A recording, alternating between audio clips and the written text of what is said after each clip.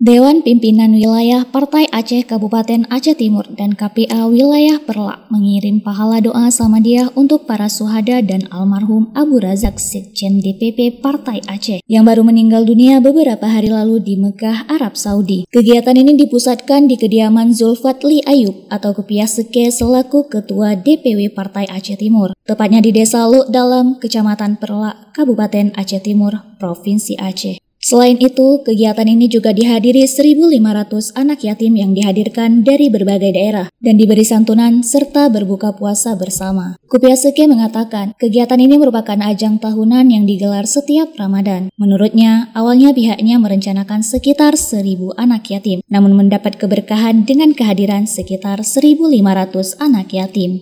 Acara hari ini adalah rasa syukur atas kemenangan Halim